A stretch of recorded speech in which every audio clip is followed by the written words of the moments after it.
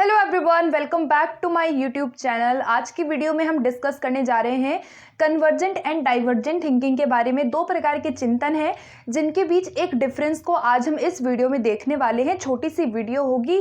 बहुत सारे क्वेश्चन जो है वो कन्वर्जेंट एंड डाइवर्जेंट थिंकिंग से पूछे जाते हैं। प्रीवियस ईयर सारे पेपर्स में आप देखोगे तो यहाँ से बहुत सारे क्वेश्चन जो है 1 से 2 नंबर में आपके आ जाते हैं। तो ये छोटी सी वीडियो जो है आप लोगों के लिए बहुत इंपॉर्टेंट होने वाली है और एक डिफरेंस को देखेंगे। ठीक है, तो स्टार्ट करते हैं वीडियो को। यहाँ पर हम कन्वर्जेंट के बारे में देखेंगे कि कन्वर्जेंट जिसे हम हिंदी में अभिसारी चिंतन कहते हैं और डाइवर्जेंट जिसे हम हिंदी में अपसारी चिंतन कहते हैं। तो ये दोनों जो चिंतन है ये किसके द्वारा दिया गया था वो आपसे पूछा जा सकता है। तो जेपी गिलफोर्ड ने जो है तो अपने बुद्धि के 3D मॉडल जब उन्होंने दिया था, त्रिआयामी सिद्धांत जब उन्होंने उसकी बात की थी 1956 में, तब उन्होंने दो प्रकार की थिंकिंग की बात की थी, एक कन्वर्जेंट एंड दूसरा डाइवर्जेंट। तो आपको नाम क्या याद रखना है? JP Guilford. ठीक है, गिलफोर्ड। आपको बस नाम जो है वो याद रखना है कि किसने दिया, जेपी गिलफोर्ड ने दिया था। अब हम डिस्कस करेंगे कि कन्वर्जेंट क्या है और डाइवर्जेंट क्या है। मेन बात को देख लेते हैं। कन्वर्जेंट थिंकिंग देखो क्या है कि जब हमारे सामने क्या होता है ना, बहुत सारे हम फैक्ट को इकट्ठा करते हैं एंड हम उन फैक्ट को इकट्ठा करके जब हम किसी एक समाधान, एक सॉल्यूशन तक पहुंचते हैं, तो एक सॉल्यूशन तक पहुंचने में जो हमने अपना चिंतन यूज़ किया है उसे हम अभिसारी चिंतन कहेंगे।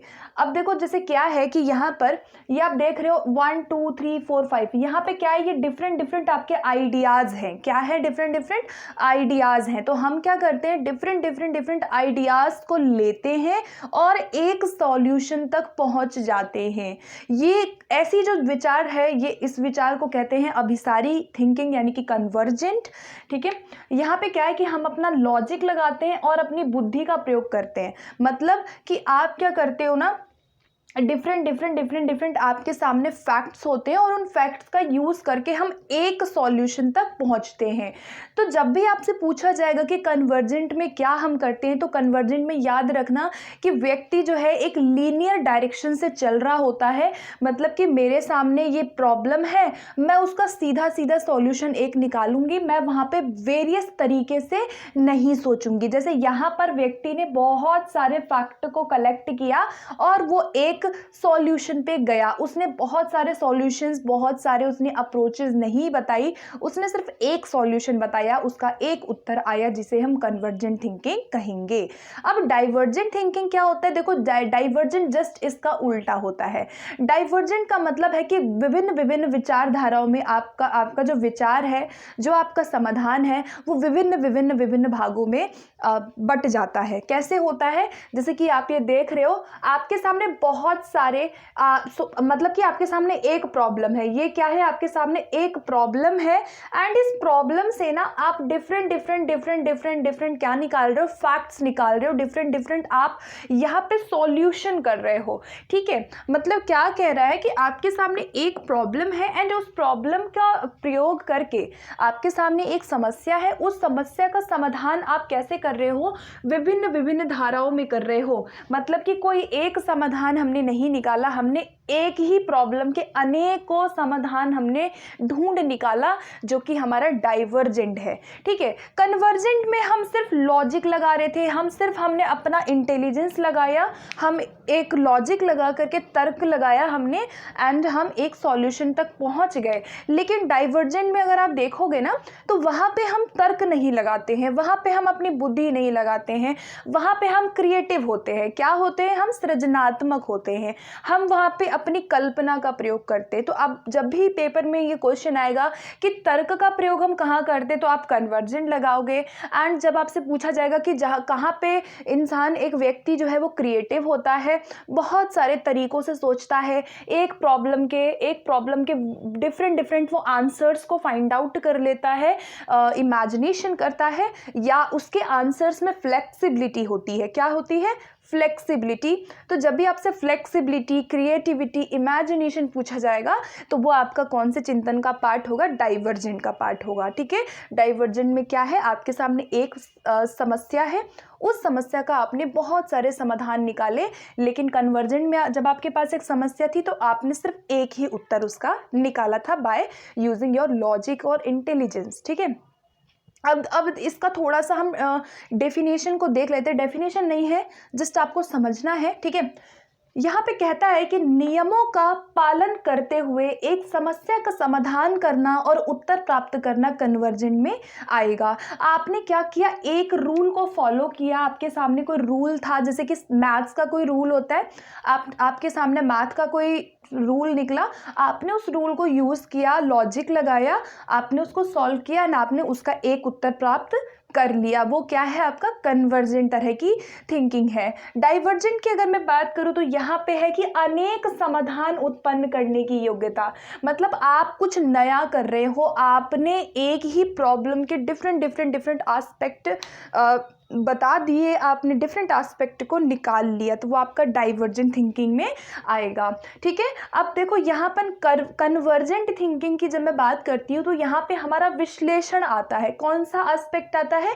विश्लेषण आता है। जब भी एक व्यक्ति विश्लेषण करता है तो वहाँ पे उसकी कन्वर्जेंट थिंकिंग शामिल होती है। विश्लेषण आपको पता होगा, विश्लेषण विधियाँ भी होती हैं, विश्लेषण उपागम भी होता है। तो यहाँ पर क्या है कि अगर आप डिफरेंट फैक्ट को इकट्ठा करते हो, डिफरेंट आप बेसिकली आपके पास जो भी इंफॉर्मेशन है, आप उन इंफॉर्मेशन को गैदर करते हो एंड आप एक सॉल्यूशन तक जाते हो। जैसे कि आप ये देख रहे हो, यहाँ पे व्यक्ति क्या कर रहा है? एनालिसिस कर रहा है। जैसे कि आपके सामने मैंने आपको कुछ डेटा दे दिया, जैसे कि मुझे आपको मैथ्स में कुछ समझाना था, आपने क्या किया? डिफरेंट एग्जाम्पल्स से आप एक उत्तर तक चले गए।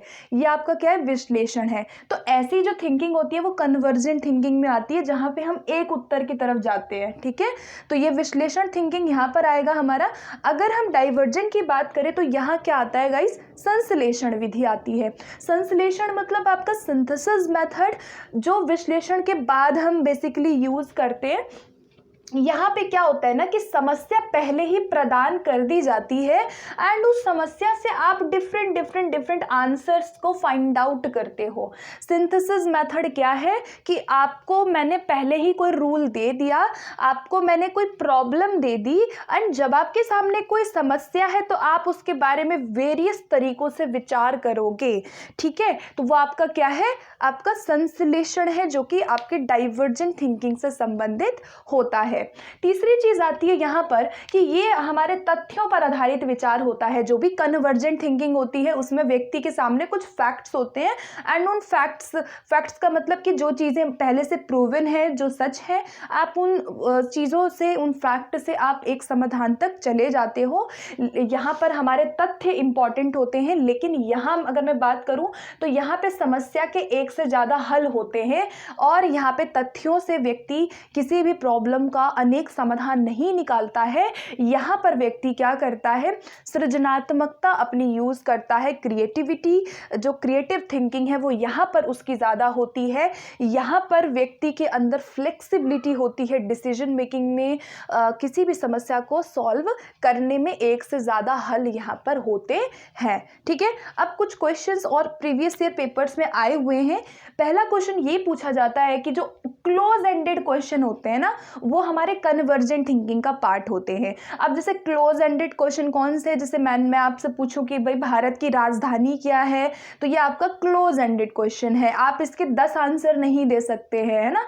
जैसे कि एमसीक्यूज वाले क्वेश्चन होते हैं, ऑब्जेक्टिव टाइप क्वेश्चन जो होते हैं, हमारे वस्तुनिष्ठ प्रकार के प्रश्न होते हैं, वो आपका क्या है? कन्वर्जेंट थिंकिंग है। क्यों है कन्वर्जेंट थिंकिंग?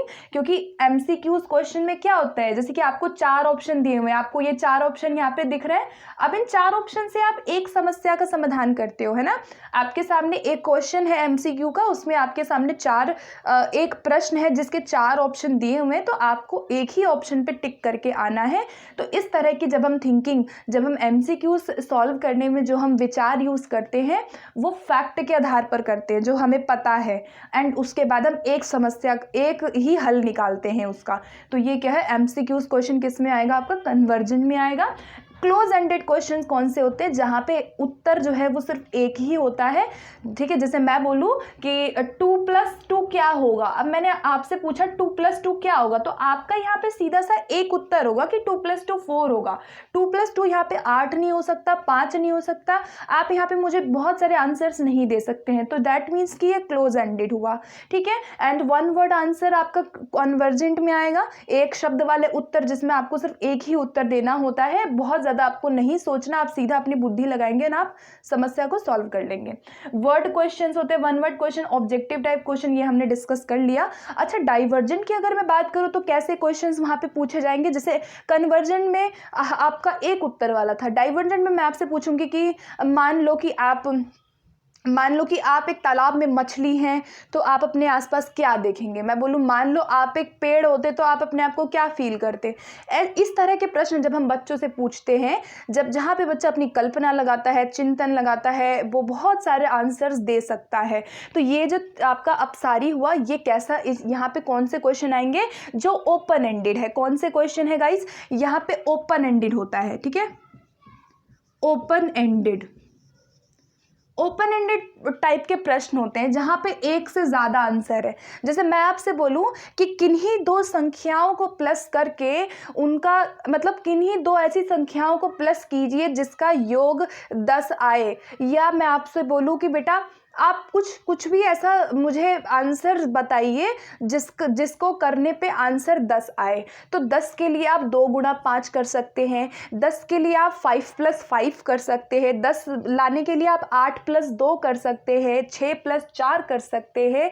तो ये क्या है, आपका डाइवर्जेंट है। आपका क्वेश्चन कैसा हुआ, ओपन एंडेड हुआ। आप बहुत सारे मुझे आंसर्स दे देंगे, ठीक है, मतलब मैंने आपको एक क्वेश्चन दिया, आपने मुझे उसके बहुत आंसर्स दे दिए, ठीक है।